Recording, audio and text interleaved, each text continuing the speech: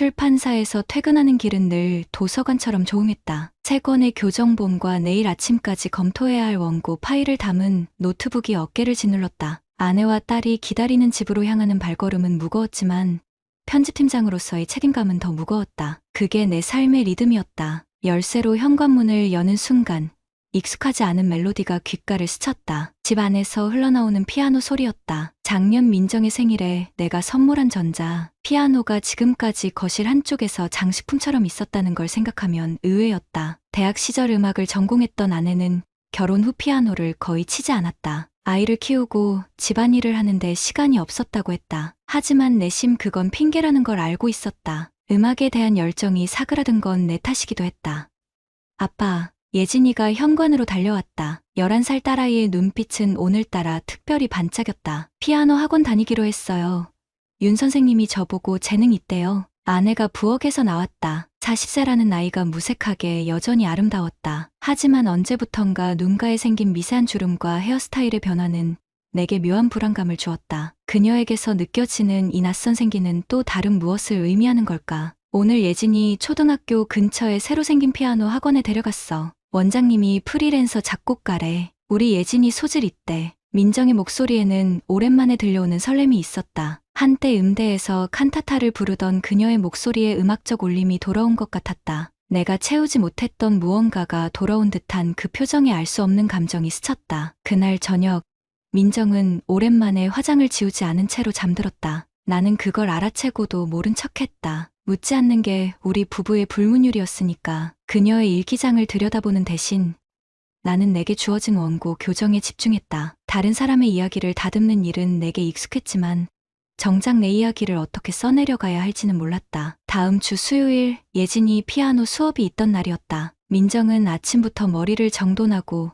오랜만에 옷장 깊숙이 넣어두었던 원피스를 꺼내 입었다. 립스틱 색도 평소보다 선명했다. 건조한 아내의 일상에 색이 돌아오는 것을 반겨야 했지만 가슴 한구석이 불편했다. 그걸 질투라고 해야 할지 불안이라고 해야 할지 나조차 알 수 없었다. 오늘은 예진이 수업 끝날 때까지 거기서 기다릴 거야? 툭 던진 내 질문에 민정은 잠시 손동작을 멈췄다.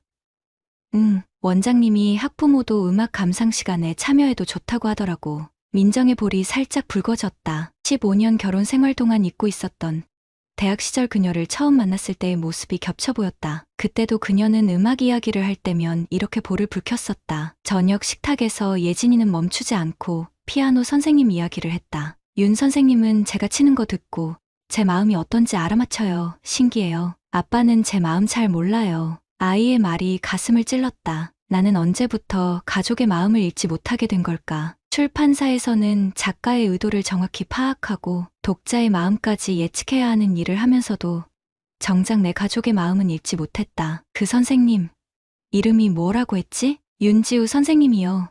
36이래요. 엄마랑 대학교 후배래요. 순간 아내와 눈이 마주쳤다. 그녀는 재빨리 시선을 피했다. 그때 처음으로 작은 의심이 내 마음에 균열을 냈다. 그동안 아내가 내게 말하지 않은 것들이 있다는 생각이 들었다. 3주가 지났을 무렵 민정의 변화는 더 뚜렷해졌다. 가끔 혼자서 피아노를 연습한다며 예진이 수업이 없는 날에도 외출했다. 저녁 식사 준비가 소홀해졌고 종종 문자 메시지에 미소를 짓는 모습을 발견했다. 언제부터인가 그녀는 식탁에서도 침대에서도 휴대폰을 손에서 놓지 않았다. 그날 밤 나는 처음으로 아내의 휴대폰을 아내가 잠든 사이 확인하려는 유혹을 느꼈다. 하지만 손을 뻗지 않았다. 아직은 의심을 확신으로 바꾸고 싶지 않았다. 증거를 찾는다면 더 이상 모른 척할 수 없게 될 테니까. 이 미세한 균열이 어디까지 깊어질지, 그리고 내가 언제까지 침묵할 수 있을지 확신할 수 없었다. 누군가의 인생을 편집하든 내 가정의 균열도 지울 수 있을까?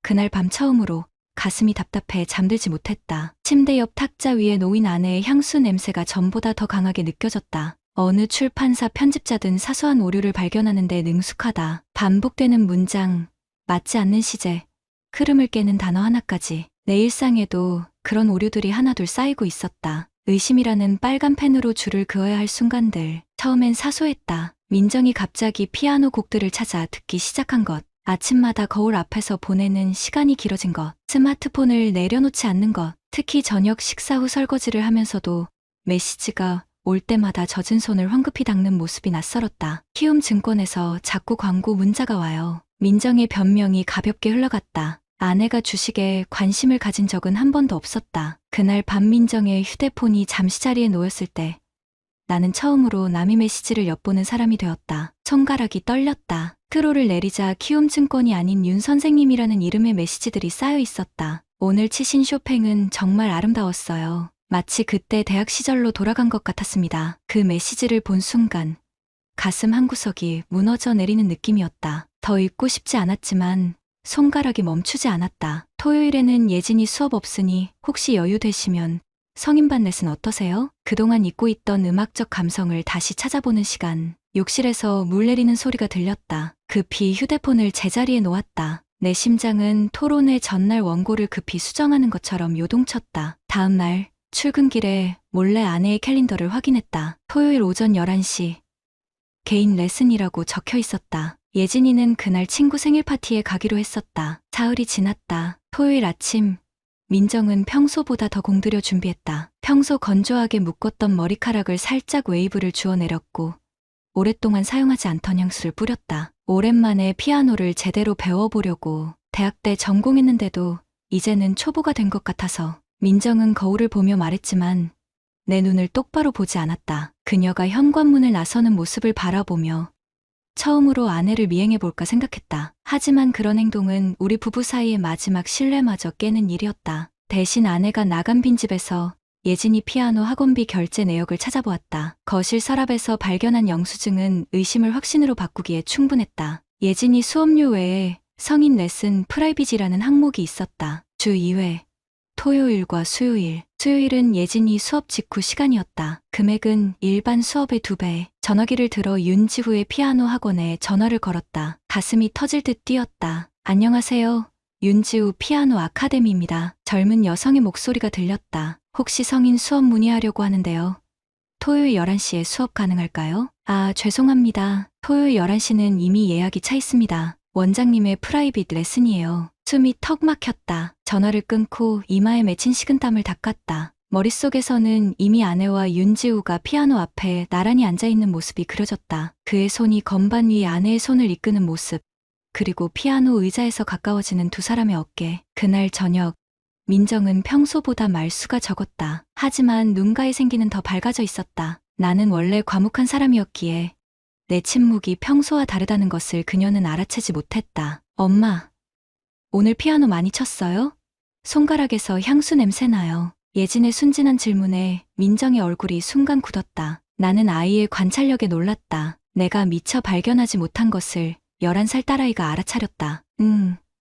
오늘 선생님이 새 악보를 줬는데 향수를 뿌리셨나 봐. 민정의 대답이 가볍게 흘러갔지만 나는 그 순간 아내의 눈빛에서 동요를 읽었다. 그날 밤 늦게 침대에 누운 아내는 평소와 달리 등을 돌린 채 휴대폰을 바라보고 있었다. 화면 속 사진을 보며 미소 짓는 그녀의 옆모습이 낯설었다. 다음 날 휴가를 냈다. 윤지우 피아노 학원을 확인해 보기 위해서였다. 원룸 건물 1층에 위치한 작은 공간. 간판에는 작곡가의 피아노라고 적혀 있었다. 투명한 유리창 너머로 그랜드 피아노와 아늑한 소파, 그리고 벽에 걸린 수많은 악보가 보였다. 피아노 위에는 시들지 않는 꽃다발이 놓여 있었다. 발기를 돌리려던 찰나 학원 입구에서 나오는 젊은 남자와 마주쳤다. 그는 36이라기엔 더 젊어 보이는 얼굴에 부드러운 미소를 지니고 있었다. 셔츠에 단추 2개가 풀린 상태였고 왼쪽 귀에는 작은 귀걸이가 반짝였다. 혹시 수업 문의하러 오셨나요? 윤지우의 목소리는 따뜻했다. 그 순간 왜 아내가 이 사람에게 끌렸는지 이해가 됐다. 그의 말투, 미소, 눈빛은 공감과 이해로 가득 차 있었다. 반면 나는 언제부터인가 편집만 할 뿐 공감은 하지 못하는 사람이 되어 있었다. 아닙니다. 그냥 지나가다 들렀어요. 급히 돌아서며 가슴속에서 타오르는 분노와 무력감을 느꼈다. 내 아내가 저 사람의 부드러운 말과 음악이라는 감성에 빠져 자신을 잃어가고 있다는 사실, 그리고 나는 그것을 알면서도 말하지 못하고 있다는 현실. 그날 밤, 민정의 피아노 선율이 집 안에 울려 퍼졌다. 쇼팽의 녹턴이었다. 연주는 서툴렀지만 그 감정은 깊었다. 나는 방문에 기대어 그녀의 연주를 들었다. 건반을 누르는 아내의 손가락 위에 다른 이의 손이 겹쳐 보이는 환각에 사로잡혀 사람들은 의심이 확신이 되는 순간 모든 게 명확해진다고 생각한다. 그러나 실제로는 그 반대였다. 의심이 확신으로 변할수록 내 마음은 더 혼란스러워졌다. 아내의 일정표에서 프라이빗 레슨이라는 글자를 볼 때마다, 윤지우라는 이름의 메시지가 도착할 때마다, 아내의 입술이 미소 짓는 모습을 볼 때마다 내 안의 세계는 조금씩 무너져 내렸다. 출판사 편집실에서 원고의 일관성을 검토하듯 나는 아내의 거짓말들을 차례로 정리해보았다. 수요일 저녁 학부모 모임은 없었다. 토요일에 성인 동아리 수업도 거짓이었다. 점점 늦어지는 귀가, 시간과 지갑에서 발견된 카페 영수증, 그리고 아내의 차 조수석에 떨어진 음악회 티켓 반쪽까지 모든 증거가 한 사람을 가리키고 있었다. 그날 밤 마침내 묻기로 결심했다. 하지만 예진이가 갑자기 열이 올라 응급실에 가야 했다. 아이러니하게도 그 일로 인해 우리 부부는 오랜만에 한 공간에서 같은 걱정을 나누었다. 병원 대기실에서 민정은 내 어깨에 머리를 기댔고 나는 그 순간 모든 걸 용서하고 싶은 마음이 들었다. 하지만 그녀의 휴대폰이 울렸을 때 화면에 표시된 지우쌤이라는 이름을 보는 순간 다시 현실로 돌아왔다. 예진이가 발열로 학교를 며칠 쉬게 되었다. 민정은 아이를 돌본다며 피아노 수업을 취소했지만 아이가 잠들자마자 베란다에서 은밀하게 통화를 했다. 내가 모르는 줄 알았던 그녀는 자신의 흔들리는 감정을 낮은 목소리로 전했다. 너무 보고 싶어요. 우리 이러면 안 되는 거 알아요.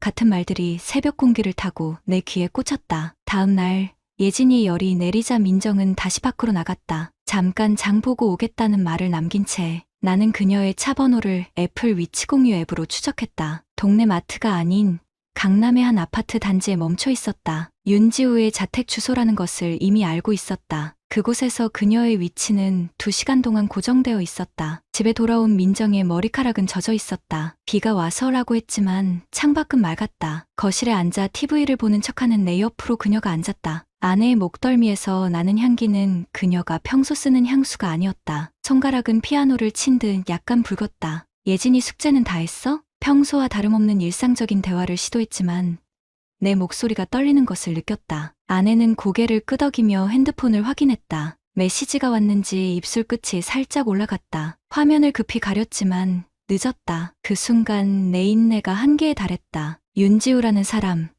너랑 어떤 사이야? 질문이 던져지는 순간 거실의 공기가 얼어붙었다. 민정의 얼굴에서 혈색이 빠져나갔다. 그녀의 눈동자가 흔들렸다. 그냥 예진이 피아노 선생님이잖아. 왜 갑자기 그런 걸 물어? 아내의 목소리가 조금 높아진 것을 눈치챘다. 심장이 벌떡거렸지만 이제 돌이킬 수 없었다. 토요일마다 가는 프라이빗 레슨, 성인 클래스 이야기가 아니라 너희 둘만의 시간을 말하는 거야. 민정의 손가락이 떨렸다. 그녀는 무언가 말하려다 입을 다물었다. 눈가에 눈물이 맺혔다. 부정도, 인정도 아닌 침묵. 그 순간 현관문이 열리는 소리가 들렸다. 예진이가 학교에서 돌아온 것이다. 대화는 그렇게 끝났다. 아니, 끝난 것이 아니라 억지로 중단되었다. 예진이 앞에서 우리는 아무 일도 없었다는 듯 행동했다. 하지만 11살 딸아이의 눈은 이미 무언가를 눈치챈 듯했다. 저녁 식사 시간, 예진이는 평소보다 말이 없었다. 갑자기 피아노 의자에 앉아 무언가를 치기 시작했다. 음계도, 화음도 아닌 불협화음의 연속이었다. 손가락으로 건반을 강하게 내리치는 아이의 모습은 충격적이었다. 예진아, 왜 그렇게 쳐?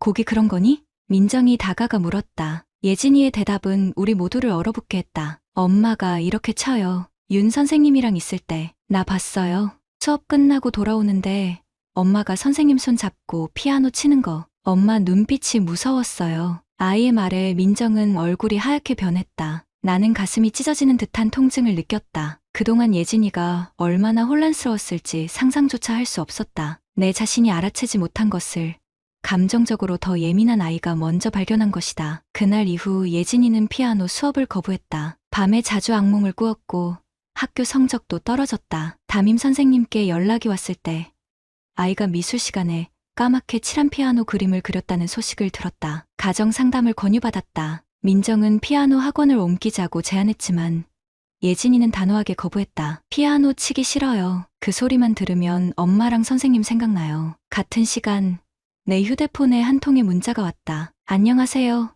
정민수님, 저는 윤지우입니다. 만나서 이야기할 수 있을까요? 모든 것을 설명드리고 싶습니다. 메시지를 읽는 순간 손에 식은땀이 흘렀다. 지우려다 멈췄다. 어쩌면 이것이 모든 것을 끝낼 기회일지도 모른다는 생각이 들었다. 증거를 모아 조용히 지켜보던 시간은 이제 끝났다. 이제는 진실과 정면으로 마주할 시간이었다. 아내의 변심, 딸의 상처, 그리고 나의 무력감, 이 모든 것이 한 남자와의 만남으로 시작되었다. 거실에서 은은하게 빛나는 전자피아노가 이제는 우리 가정의 균열을 상징하는 물건으로 보였다. 한때 사랑의 선물이었던 그 피아노는 이제 배신의 증거가 되어 있었다. 카페 창가에 앉아 시계를 확인했다. 약속 시간보다 20분 일찍 도착했다. 손끝이 얼음장처럼 차가웠다. 그 메시지에 답장을 보낸 것이 후회되었지만 이미 돌이킬 수 없었다. 누군가 내 이름을 불렀다. 고개를 들자 윤지우가 서 있었다. 정민수 님이시죠? 윤지우입니다. 그의 목소리는 부드러웠다. 검은색 니트 위에 회색 재킷을 걸친 그는 예상보다 더 단정한 모습이었다. 악수를 청하는 그의 손을 무시하고 자리에 앉으라 손짓했다. 내 심장은 마치 출판 마감일에 임박한 원고를 읽을 때처럼 빠르게 뛰고 있었다. 저희 아내와 어떤 사이신지 그걸 알고 싶습니다. 불필요한 인사는 생략했다. 그는 잠시 눈을 내리깔았다. 처음으로 그의 표정에서 당황함이 엿보였다. 먼저 정말 죄송합니다. 저와 서민정 씨 사이는 말을 멈추고 그는 깊은 숨을 내쉬었다. 저렇게 숨을 고르는 방식, 말투, 손짓까지도 민정이 빠져들 법한 그런 분위기가 있었다. 하지만 지금 내 앞에 앉은 이 남자는 단지 내 가정을 파괴한 침입자에 불과했다. 언제부터입니까? 내 목소리가 떨렸다. 단 한 번도 이런 상황을 상상해 본 적이 없었다. 편집자로서 수많은 불륜 소설을 다뤘지만 실제 상황은 소설과 달랐다. 그는 손가락으로 테이블을 가볍게 두드렸다. 피아니스트의 습관일까? 약 2달 전부터. 처음에는 그저 음악적 교감이었습니다. 민정 씨가 예진이의 수업을 기다리는 동안 우연히 대화를 나누었죠. 그녀의 음악적 재능과 억눌린 열정이 느껴졌습니다. 억눌린 열정이라는 단어에 화가 치밀었다. 마치 내가 아내의 재능을 짓밟은 것처럼 말하는 뉘앙스가 불쾌했다. 그 억눌린 열정이 불륜으로 이어져야 했나요? 테이블을 내리치려다 참았다. 카페 안의 시선이 불편했다. 윤지우는 고개를 숙인 채 말을 이었다. 제가 선을 넘었습니다. 정말 사과드립니다. 하지만 민정 씨가 얼마나 외로웠는지 아셨나요? 그녀가 얼마나 자신의 감정을 표현할 곳을 찾고 있었는지 그 순간 참았던 분노가 폭발했다. 당신이 뭘 안다고 그런 말을 해. 목소리가 높아졌다. 주변 손님들이 우리를 쳐다보았다. 윤지우는 당황한 기세가 없이 나를 바라보았다. 그의 평온함이 더 화나게 했다. 저도 잘못했습니다. 하지만 민정 씨는 진심으로 당신을 사랑합니다. 다만 뭐요? 사랑한다면서 왜 당신과 말을 끝맺지 못했다. 목이 메었다. 내 아내가 다른 남자에게 마음을 줬다는 사실을 인정하는 순간 15년 결혼 생활이 모래성처럼 무너지는 것 같았다. 윤지우는 정중하게 고개를 숙였다. 제가 물러나겠습니다. 더 이상 민정 씨를 만나지 않겠습니다. 예진이 수업도 다른 선생님께 인계하겠습니다. 그의 말에 빈정거림이 묻어났다. 마치 자신이 고귀한 희생을 하는 것처럼 주먹이 저절로 쥐어졌다. 당신 같은 사람이 우리 가정을 망가뜨렸어요. 예진이가 얼마나 상처받았는지 알아요? 그 애는 이제 피아노만 봐도 악몽을 꿔요. 내 말에 그제야 그의 얼굴이 굳었다. 그는 예진이의 이름을 듣자 처음으로 진정한 죄책감을 보였다. 정말 미안합니다. 예진이에게는 그만하시죠. 더 이상의 대화는 무의미합니다. 일어서며 마지막 말을 남겼다. 법적 조치를 검토 중입니다. 참관자 위자료 청구 들어보셨죠? 그의 얼굴이 창백해졌다. 떨리는 다리로 카페를 나왔다. 바깥 공기가 차가웠지만 내 안의 불은 쉽게 꺼지지 않았다. 집으로 향하는 길 민정에게 전화했다. 무슨 말을 할지 수없이 생각했지만 통화 버튼을 누르는 순간 모든 대사가 증발했다. 그녀가 받자마자 한마디만 남겼다. 오늘 일찍 들어와. 할 말이 있어. 집에 도착했을 때 민정은 이미 예진이를 친구 집에 보낸 상태였다. 그녀는 거실 소파에 앉아 있었다. 눈이 붉어 있었다. 윤지우가 이미 연락했음을 직감했다. 그 사람 만났어? 민정의 목소리가 떨렸다. 나는 대답 대신 증거들을 하나씩 꺼내기 시작했다. 메시지 캡처본, 위치 기록, 학원비 영수증, 마지막으로 윤지우가 아내에게 준 작은 선물. 내 서랍에서 발견한 음표 모양 브로치를 내려놓았다. 내가 이걸 모두 알고 있었다는 걸 왜 눈치채지 못했어? 민정의 얼굴에서 혈색이 사라졌다. 그녀는 입술을 깨물며 울기 시작했다. 미안해. 정말 미안해. 그 순간 내 분노가 흔들렸다. 15년간 내 옆에서 함께 웃고 울었던 여자, 내 딸을 낳아준 여자, 그녀가 왜 이런 선택을 했는지 이해하고 싶었다. 왜 그랬어? 내가 뭐가 부족했던 거야? 나도 모르게 목소리가 떨렸다. 누군가에게 내 감정을 이렇게 솔직하게 드러낸 적이 있었던가? 당신이 부족한 게 아니야. 나는 그냥 그녀의 말이 끊겼다. 흐느낌 사이로 간신히 단어들이 새어나왔다. 나는 그저 누군가 내 이야기를 들어주고 내가 연주하는 걸 봐주길 바랐어. 당신은 항상 일에 빠져 있었고 나는 그냥 엄마가 아닌 내가 필요했어. 그녀의 말이 가슴을 찔렀다. 일에 몰두하는 동안 아내의 마음이 얼마나 외로웠는지, 그녀의 예술적 감성이 얼마나 목말라 있었는지 깨닫지 못했던 나의 무심함. 하지만 이해가 용서로 이어지지는 않았다. 마음 한편에서는 이 모든 일이 윤지우 탓만은 아니라는 생각이 들었다. 아내는 유혹에 넘어간 것이 아니라 스스로 선택한 것이다. 예진이는 상담 치료가 필요해. 내일부터 병원에 데려갈 거야. 침묵 속에서 내린 첫 결정이었다. 두 번째 결정은 말하지 않았다. 변호사와의 상담 예약, 이혼과 위자료에 대한 논의. 그날 밤, 우리는 서로 다른 방에서 잠을 청했다. 거실에 놓인 피아노는 이제 거대한 상처의 상징이 되어 있었다. 캄캄한 어둠 속에서 나는 피아노 건반을 덮는 소리를 들었다. 마치 우리의 결혼 생활이 끝나는 소리처럼. 변호사 사무실의 차가운 의자에 앉아 서류들을 바라보았다. 상간자 위자료 청구 소송, 이혼 조정 신청서 같은 단어들이 내 눈앞을 어지럽혔다. 박 변호사는 차분한 목소리로 설명했다. 윤지우에게 청구할 수 있는 위자료는 1,500만 원에서 3,000만 원 사이. 과정은 6개월에서 1년 정도 걸릴 것. 그리고 증거는 충분하다고. 정 선생님, 아직 부인과 화해할 여지는 없으신가요? 변호사의 질문에 나는 창밖만 바라보았다. 지난 주말 예진이의 심리 상담사가 한 말이 귓가에 맴돌았다. 아이는 부모 두 분 모두 필요해요. 하지만 더 중요한 건 진정성 있는 관계입니다. 사무실을 나와 차에 앉았지만 시동을 걸지 못했다. 핸들을 잡은 손이 떨렸다. 소송 준비 서류를 조수석에 던졌다. 그 순간 비가 내리기 시작했다. 빗방울이 유리창을 타고 흘러내리는 모습이 내 눈에서 흐르는 눈물과 겹쳤다. 15년 결혼 생활 동안 이렇게 울어본 적이 있었던가. 집에 돌아오니 거실이 텅 비어 있었다. 민정은 한 달 전 친정으로 떠났다. 이혼 얘기가 나온 후 그녀가 선택한 길이었다. 예진이는 일주일에 사흘은 나와 함께, 나머지는 외할머니 집에서 지냈다. 아내와는 메시지로만 연락했다. 단 한 번의 전화통화도 없었다. 그날 저녁 예진이를 데리러 민정의 친정에 갔다. 현관에서 기다리는데 피아노 소리가 들렸다. 쇼팽이 야상곡이었다. 민정의 연주였다. 예전과는 다른 더 깊은 감정이 담긴 연주였다. 초인종을 누르자 소리가 멈췄다. 민정이 문을 열었다. 한 달 만에 본 그녀는 더 말라 보였다. 눈가에 새로운 주름이 생겼다. 그녀의 눈에 깊은 후회와 슬픔이 담겨 있었다. 무언가 말하려는 듯했지만 우리 사이에 서 있는 예진이가 먼저 내게 달려왔다. 아빠, 엄마가 새로운 피아노 곡 가르쳐줬어요. 아이의 순수한 웃음에 가슴이 아팠다. 아이는 부모의 상처 위에서도 자신만의 균형을 찾아가고 있었다. 심리 상담사의 도움이 조금씩 효과를 보이고 있었다. 집으로 돌아오는 차 안에서 예진이가 물었다. 아빠, 엄마는 언제 돌아와요? 단순한 질문 속에 복잡한 감정이 담겨 있었다. 아이에게 어떻게 설명해야 할지 말문이 막혔다. 아빠와 엄마는 지금 각자의 시간이 필요해. 그게 우리 모두에게 더 좋을 것 같아. 의미 없는 위로의 말들이었다. 예진이는 창밖을 바라보며 조용히 말했다. 윤 선생님은 이제 안 보는 거죠? 그 질문에 나는 핸들을 꽉 쥐었다. 아이가 받은 상처가 아직 생생하다는 증거였다. 그래, 더 이상 안 볼 거야. 다음 날 아침 소송 서류를 제출하러 가기 위해 준비하는데 메시지가 왔다. 민정이었다. 민수야, 대화할 수 있을까?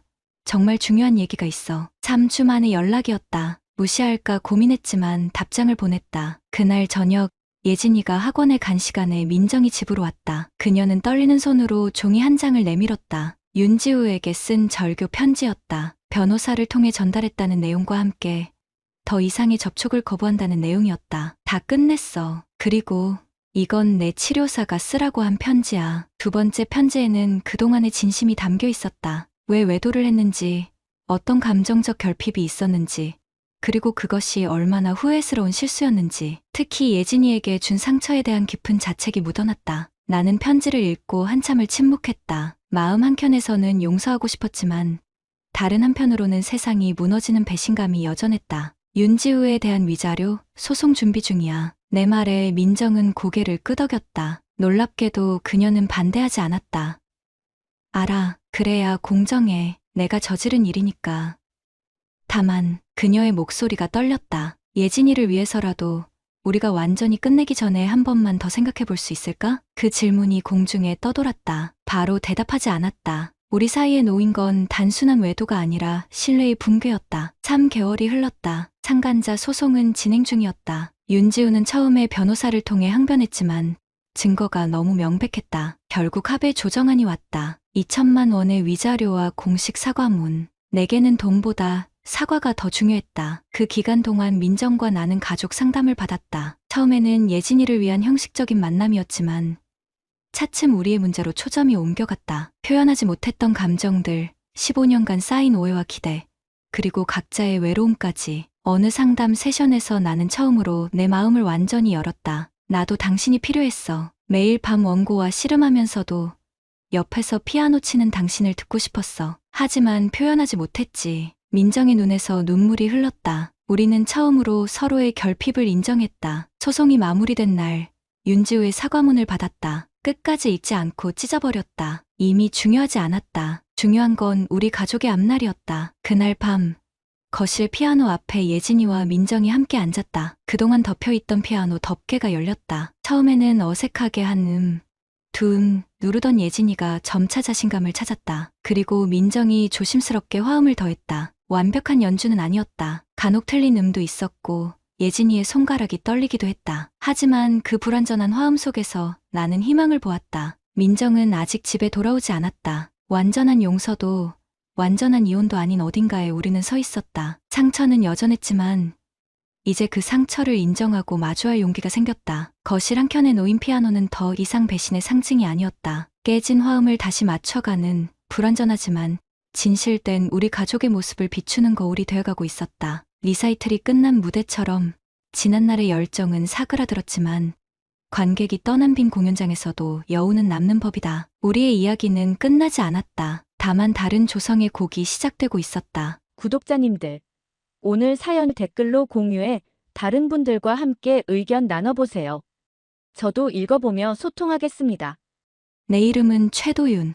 올해 52이다. 삼성전자에서 25년을 다니다가 작년에 구조조정으로 조기 퇴직했다. 명예퇴직이라고 포장했지만 사실상 권고사직이었다. 퇴직금은 넉넉했지만 마음은 그렇지 않았다. 아직 일할 나이인데 갑자기 집에만 있으니 허전했다. 아내 서진이와는 결혼한 지 20해가 됐다. 아이는 없다. 초기 몇 년간 노력했지만 되지 않았고 나중에는 둘이서 사는 것도 나쁘지 않다고 체념했다. 서진이는 실망이 컸겠지만 내색하지 않았다. 그래서 더 미안했다. 퇴직 후 6개월 정도는 그럭저럭 지냈다. 오전에는 근처 도서관에 가고 오후에는 동네를 산책했다. 서진이는 여전히 파트타임으로 동네 마트에서 일했다. 저녁에는 함께 TV를 보며 조용히 시간을 보냈다. 20해를 그렇게 살아왔으니까 변화는 올해 봄부터 시작됐다. 여보, 탁구 배우려고 해. 서진이가 갑자기 그런 말을 했을 때는 별로 놀랍지 않았다. 사실 우리 부부는 공통 취미가 없었다. 서진이가 뭔가 새로운 걸 해보고 싶어 하는 것 같아서 오히려 다행이라고 생각했다. 주민센터에 동호회가 있대. 사람들도 좋고.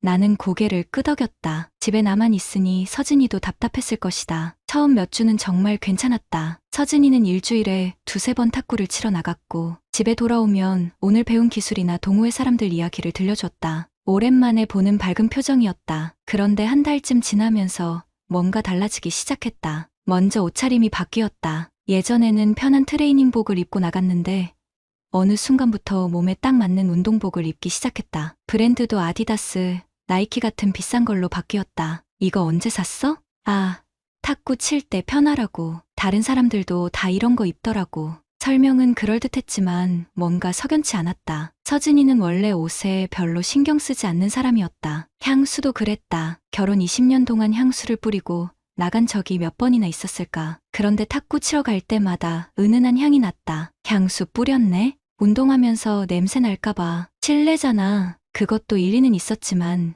왜인지 마음이 편하지 않았다. 가장 눈에 띄는 건 다이어트였다. 서진이는 결혼 후 조금씩 살이 쪘는데 갑자기 식사량을 줄이기 시작했다. 저녁에는 샐러드만 먹고 탄수화물은 거의 입에 대지 않았다. 몸이 무거우니까 탁구도 잘 안 되더라고. 좀 빼려고. 한 달 만에 5kg가 빠졌다. 얼굴도 갸름해지고 몸매도 예전보다 훨씬 좋아졌다. 사실 조금 놀랐다. 47인데도 관리하니까 이렇게 달라지는구나. 그리고 탁구 이야기가 늘어났다. 거기 코치가 진짜 잘 가르쳐. 운동선수 출신이라서 그런가 기본기부터 차근차근 알려주더라고. 코치요? 응. 박기섭 씨, 동호회 총무도 하고 정말 실력이 좋아. 박기섭이라는 이름이 하루에 서너 번은 나왔다. 그 사람이 어떻게 가르쳐줬는지, 어떤 조언을 해줬는지 끊임없이 이야기했다. 그분이 그러는데 내가 운동신경이 좋다고 하더라고. 조금만 더 하면 대회도 나갈 수 있을 것 같대. 서진이의 눈이 반짝였다. 그런 표정을 본 게 얼마만인지 모르겠다. 어느 날 밤, 서진이가 샤워하는 사이에 우연히 그녀의 핸드폰을 봤다. 카카오톡 알림이 계속 울렸는데 발신자는 박 코치였다. 메시지 내용은 보이지 않았지만 밤 11시에 연락이 오는 게 이상했다. 누구야? 이렇게 늦게? 아, 동호회 단체 채팅방이야. 내일 일정 공지하는 거. 그럴 수도 있겠지만 개인 메시지 같아 보였다. 20회를 함께 산 사람의 변화는 숨길 수 없다. 서진이는 분명히 달랐다. 표정도, 말투도, 행동도 마치 다른 사람이 된 것 같았다. 아니, 어쩌면 원래의 서진이로 돌아간 건지도 모른다. 결혼 전 그녀는 밝고 활발했다. 아이가 없어서 우울해했던 것도 사실이다. 그런데 지금은 그때보다도 더 생기가 넘쳤다. 밤에 잠들기 전 서진이는 핸드폰을 베개 밑에 넣고 잤다. 예전에는 거실 테이블에 두고 잤는데 나는 천장을 바라보며 생각했다. 혹시 내가 너무 예민한 건 아닐까? 퇴직 후 집에만 있다 보니 쓸데없는 걱정을 하는 건 아닐까? 하지만 20년을 함께 산 남편의 직감이 틀릴 리는 없었다. 웃는 얼굴 뒤에 뭔가 숨겨져 있다는 느낌. 그 느낌이 점점 커져가고 있었다. 5월 중순부터 서진이의 외출 패턴이 바뀌기 시작했다. 처음에는 일주일에 두세 번이던 탁구가 거의 매일로 늘어났다. 월요일부터 금요일까지 오후 2시면 어김없이 나갔다. 저녁 6시쯤 돌아올 거라고 했는데 요즘은 8시가 넘어서야 들어온다. 오늘은 왜 이렇게 늦어? 연습이 길어졌어. 시간 가는 줄 몰랐네. 매번 같은 대답이었다. 그런데 집에 들어오는 서진이 모습을 보면 그리 힘들게 운동한 것 같지 않았다. 화장도 크게 지워지지 않았고 머리도 깔끔했다. 탁구를 4시간씩 쳤다면 그럴 리 없는데 더 이상했던 건 핸드폰이었다. 예전에는 집에서 핸드폰을 멀리 둔 채 TV를 보거나 집안일을 했는데 요즘은 화장실에 갈 때도 들고 간다. 새벽에 깨보면 서진이가 이불 속에서 몰래 핸드폰을 만지고 있는 것도 여러 번 봤다. 뭐 보는 거야? 아, 동호회 단체방에 메시지 왔나 해서 새벽 2시에 동호회 메시지를 확인한다고? 말이 안 됐다. 집안 분위기도 달라졌다. 예전에는 저녁 식사 후에 서로 하루 있었던 일들을 이야기하며 시간을 보냈는데 요즘은 서진이가 먼저 자기 방으로 들어간다. 대화가 확연히 줄었다. 오늘 탁구는 어땠어? 그냥 그랬어. 뭐 배웠는데? 백핸드 연습했어. 대답이 성에 없어졌다. 예전에는 그날 있었던 일을 구체적으로 이야기했는데 이제는 대충 넘어가려고만 한다. 그 대신 박기섭 코치 이야기는 더 많아졌다. 박 코치가 그러는데 내 자세가 많이 좋아졌다고 하더라. 박 코치가 추천해준 라켓이 있어서 알아보고 있어. 박 코치가 다음 달에 있을 대회에 나가보라고 하네. 하루에 몇 번씩 박 코치 이야기가 나왔다. 그러면서 정작 다른 동호회원들 얘기는 거의 안 했다. 김연정 씨나 다른 분들은 어떤지 전에는 그런 얘기도 했는데 어느 날 서진이가 탁구 라켓을 사겠다고 했다. 얼마짜리인데? 그냥 괜찮은 걸로. 박 코치가 추천해준 거. 나는 궁금해서 인터넷으로 탁구 라켓 가격을 검색해봤다. 서진이 수준에서 쓸만한 건 보통 10만 원에서 20만 원 정도였다. 그런데 며칠 후 서진이가 들고 온 라켓 케이스를 보니 명품 브랜드였다. 몰래 검색해보니 50만 원이 넘었다. 초보자가 50만 원짜리 라켓을 써야 할 이유가 있을까? 게다가 우리 집 경제 사정에 그런 사치품은 부담스러웠다. 퇴직금이 있다고 해도 아껴야 하는 상황인데 라켓 비싸던데? 아니야. 그냥 적당한 거야. 박 코치가 할인받아서 사줬다고 했어. 할인받아서 사줬다고? 탁구 코치가 동호회원 라켓을 대신 사준다는 게 말이 되나? 그것도 50만 원짜리를. 그날 밤부터 나는 카드 사용 내역을 확인하기 시작했다. 인터넷 뱅킹으로 들어가서 서진이 카드 사용 기록을 봤다. 탁구장 근처 카페에서 자주 결제한 기록이 있었다. 거의 매일. 그것도 2잔씩. 혼자 간다면서 왜 2잔을 시킬까? 더 의심스러운 건 모텔 결제 내역이었다. 5월 말부터 일주일에 한두 번씩 탁구장에서 차로 10분 거리에 있는 모텔에서 카드를 긁었다. 시간은 오후 3시경이었다. 심장이 쿵 하고 내려앉았다. 설마 하는 생각이 확신으로 바뀌는 순간이었다. 나는 며칠 더 관찰했다. 서진이가 나갈 때마다 시간을 체크하고 돌아오는 시간도 기록했다. 그리고 그날 카드 사용 내역을 확인했다. 패턴이 일정했다. 탁구장, 카페도, 잠, 모텔집, 군대에서 정보과에 있을 때 배운 것들이 도움이 됐다. 정보 수집은 체계적으로, 감정적으로 판단하지 말고 팩트만 쌓아가라고 배웠다. 그때 그 방식대로 했다. 하지만 마음은 편하지 않았다. 20해를 함께 산 아내가 다른 남자와 그 생각만으로도 속이 뒤틀렸다. 6월 초 어느 날 서진이 핸드폰을 거실 테이블에 두고 화장실에 간 틈에 슬쩍 봤다. 잠금 해제 번호는 우리 결혼기념일이었다. 카카오톡을 열어보니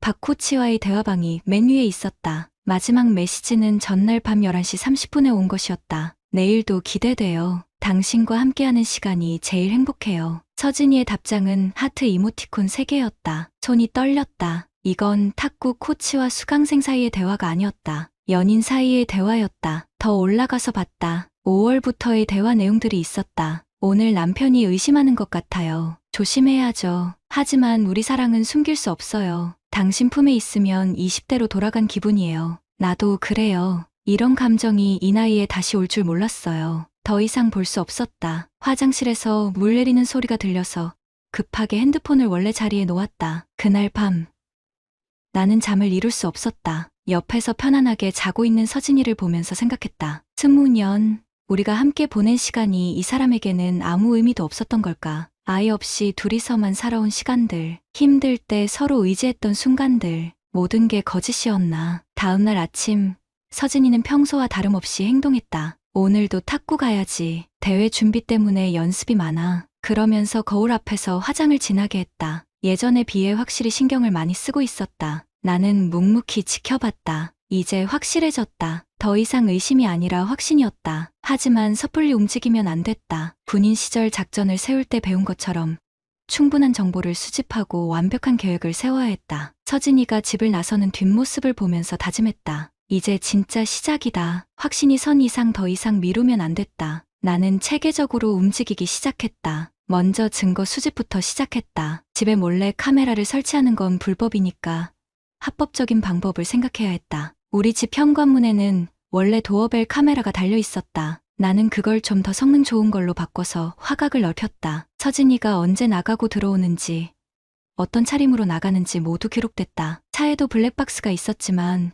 오래돼서 화질이 안 좋았다. 새로 고해상도 블랙박스를 달고 실내 녹음 기능도 켰다. 서진이가 차 안에서 전화통화하는 내용을 들을 수 있었다. 며칠 뒤 결정적인 녹음을 얻었다. 기섭 오빠, 나 지금 집에 가는 길이야. 오빠? 서진이가 박기섭을 오빠라고 부르고 있었다. 47살이 된 여자가 동갑내기 남자를 오빠라고 부르는 것 자체가 이상했다. 오늘도 행복했어. 당신 옆에 있으면 시간이 어떻게 가는지 몰라. 내일?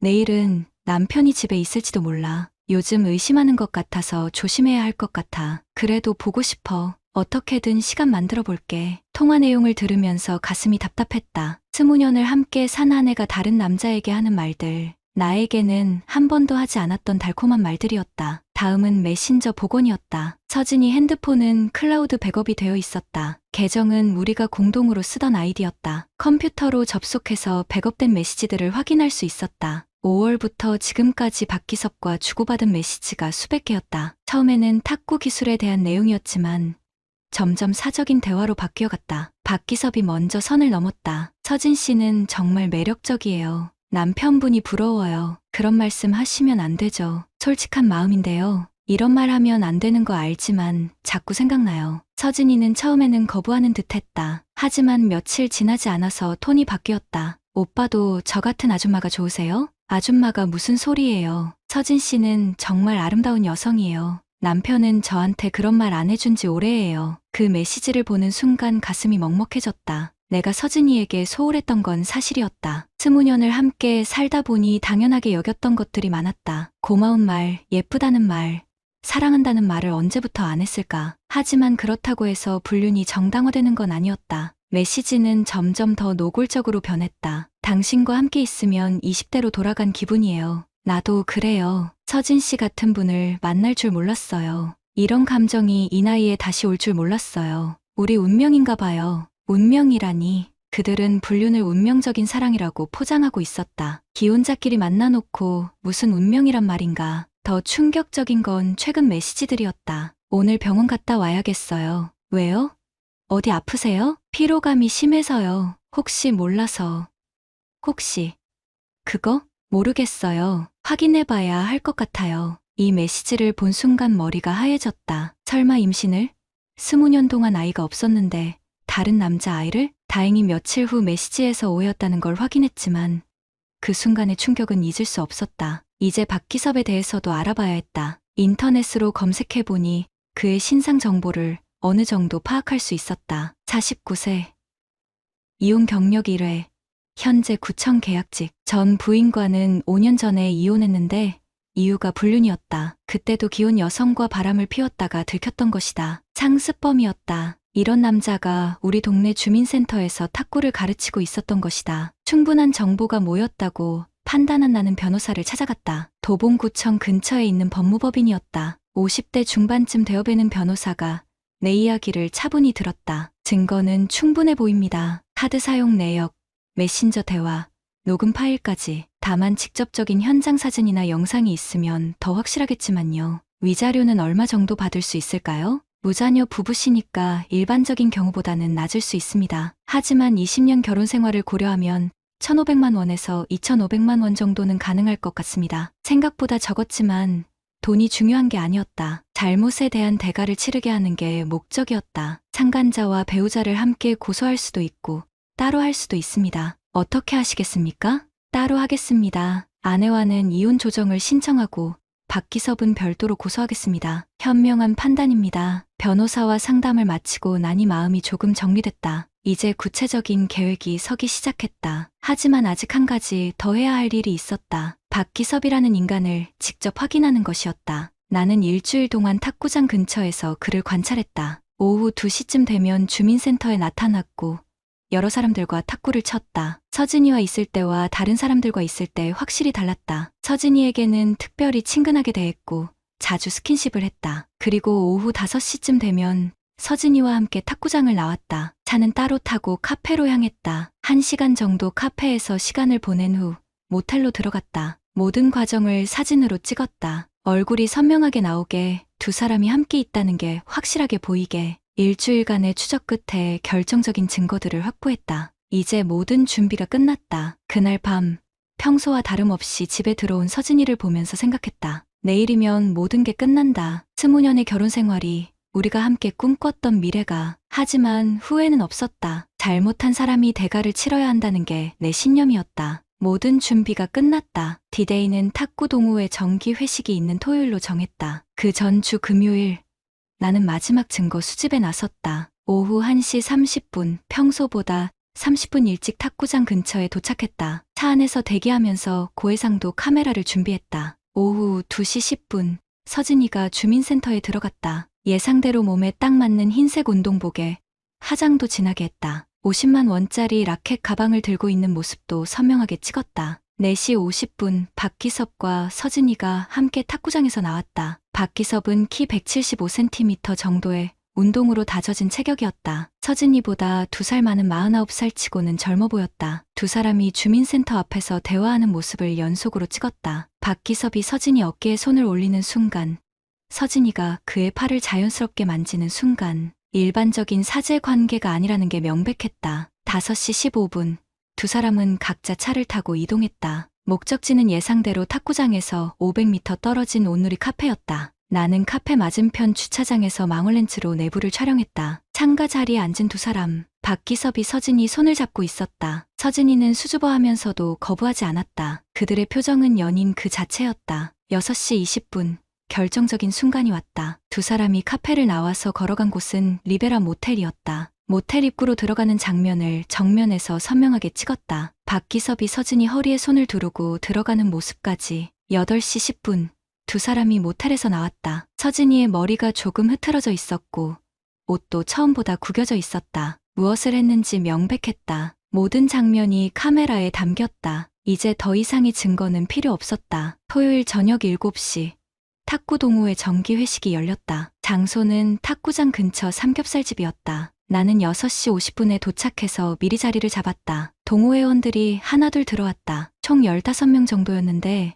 대부분 40대 후반에서 60대 초반의 중년들이었다. 김연정 씨도 보였다. 평소 서진이가 자주 언급하던 분이었다. 7시 10분 서진이가 들어왔다. 나를 보고 깜짝 놀라는 표정을 지었다. 여보? 왜 여기에? 탁구 동호회 사람들이 어떤 분들인지 궁금해서 인사라도 드리려고. 서진이 얼굴이 하얗게 질렸다. 당황한 기색이 역력했다. 그럴 필요까지는. 그때 박기섭이 들어왔다. 서진이를 보고 환한 미소를 짓다가 나를 발견하고는 표정이 굳어졌다. 아, 서진 씨 남편분이신가요? 그는 의외로 차분했다. 여러 번 경험이 있어서 그런지 당황하지 않고 자연스럽게 인사했다. 안녕하세요. 박기섭입니다. 서진 씨가 정말 열심히 하세요. 네.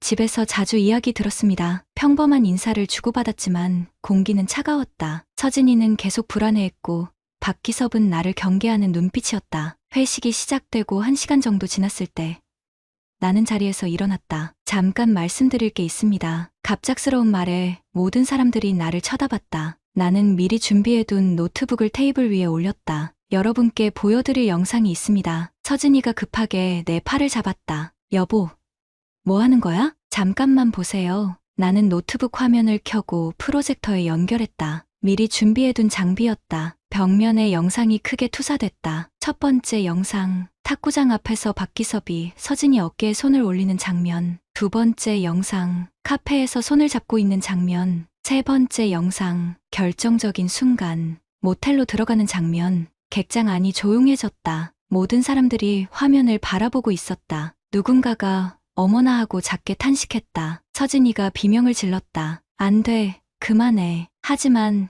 나는 계속했다. 마지막 영상, 모텔에서 나오는 장면. 흐트러진 옷차림까지 선명하게 보였다. 영상이 끝나자 완전한 정적이 흘렀다. 15초 정도였을까. 그 15초가 15분처럼 길게 느껴졌다. 박기섭이 먼저 움직였다. 자리에서 벌떡 일어나더니 황급히 식당을 뛰쳐나갔다. 끝까지 책임지지도 않고 도망치는 모습이 한심했다. 서진이는 주저앉아서 흐느끼기 시작했다. 미안해, 미안해. 하지만 나는 차갑게 말했다. 20년을 이렇게 마무리하는군요. 김연정 씨가 조심스럽게 말했다. 도윤 씨, 이런 식으로라니요?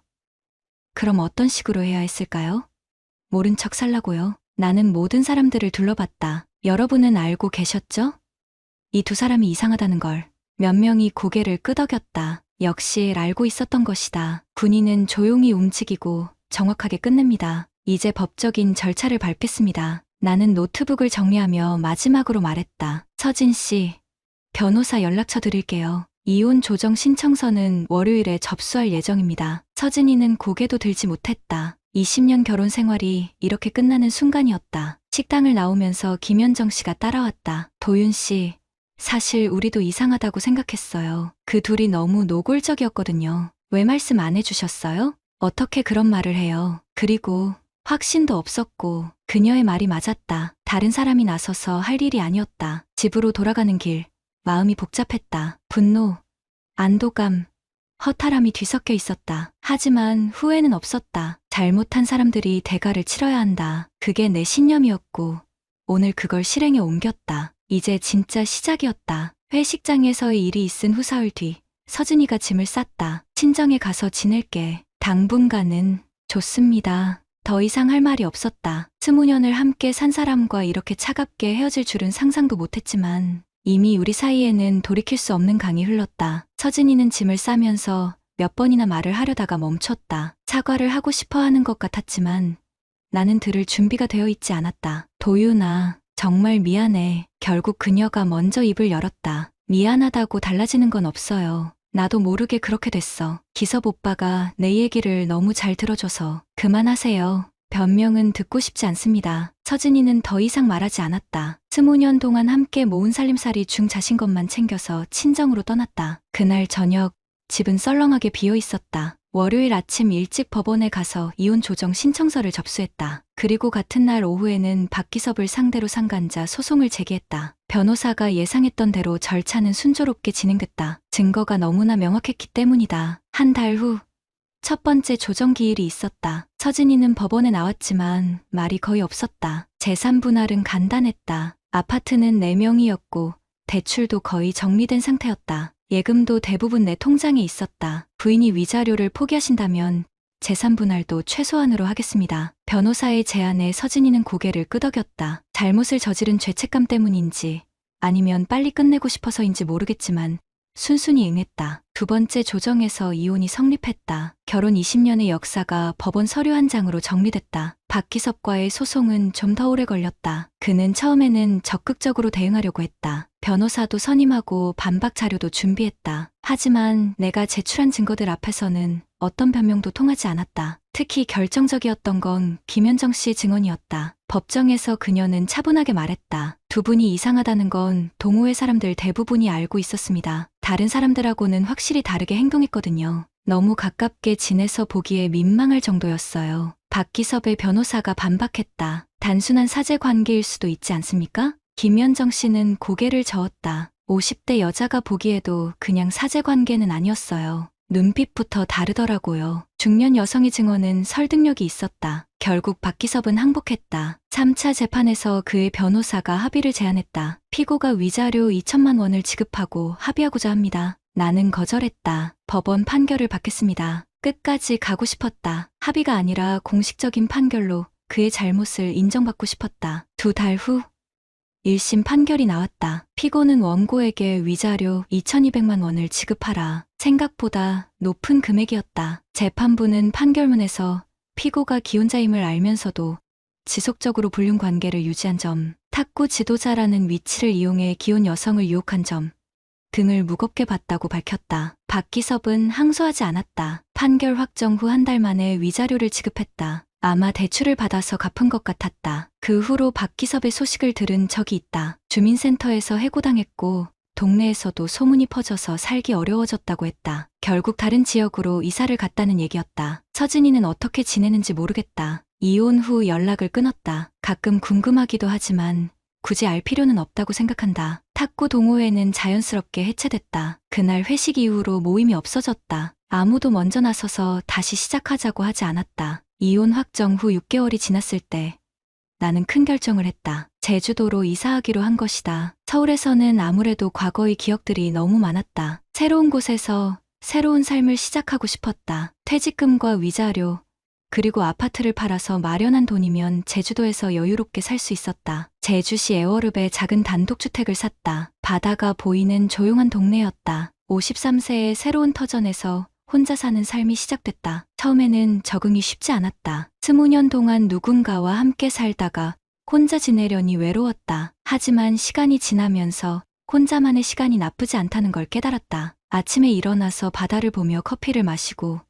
오전에는 독서를, 오후에는 근처 오름을 오르며 산책을 했다. 저녁에는 동네 주민센터에서 하는 프로그램에 참여했다. 특히 주민센터에서 무료로 진행하는 체력 단련 프로그램 강사로 자원봉사를 시작했다. 군대에서 체력 훈련을 담당했던 경험이 도움이 됐다. 동네 어르신들을 대상으로 건강 체조를 가르쳤다. 도윤 씨 덕분에 몸이 많이 좋아졌어요. 70세가 넘은 할머니가 고마워하실 때면 뿌듯했다. 누군가에게 도움이 되는 일을 한다는 게 이렇게 좋은 기분인 줄 몰랐다. 1년이 지난 지금 나는 혼자 사는 삶에 완전히 적응했다. 외롭지 않냐고 묻는 사람들도 있지만 진짜 외로움은 함께 살면서도 마음이 통하지 않을 때 느끼는 것이라는 걸 알게 됐다. 가끔 서진이 생각이 날 때도 있다. 하지만 그리움보다는 안도감이 더 크다. 거짓 위에 세워진 관계를 계속 유지했다면 더 큰 고통이었을 것이다. 어제는 동네 이장님이 맞선을 소개해주겠다고 하셨다. 52세 초등학교 교사 출신으로 남편과 사별한 분이라고 했다. 나는 정중히 거절했다. 아직은 혼자 지내는 게 좋다고. 언젠가는 새로운 인연이 있을지도 모르겠지만 굳이 서두를 필요는 없다. 지금 이 평화로운 일상이 좋다. 오늘도 아침 커피를 마시며 바다를 바라본다. 파도가 밀려왔다가 빠져나가는 걸 보면서 생각한다. 여자는 떠났고 명예는 남았다. 이제는 진짜 나를 위한 삶이다. 50대 중반. 늦었다고 생각할 수도 있지만 나는 그렇게 생각하지 않는다. 남은 인생이 더 많다. 그리고 그 시간을 온전히 내 것으로 만들어갈 것이다. 혼자 사는 법, 이제는 전혀 두렵지 않다. 구독자님들, 오늘 사연 댓글로 공유해 다른 분들과 함께 의견 나눠보세요.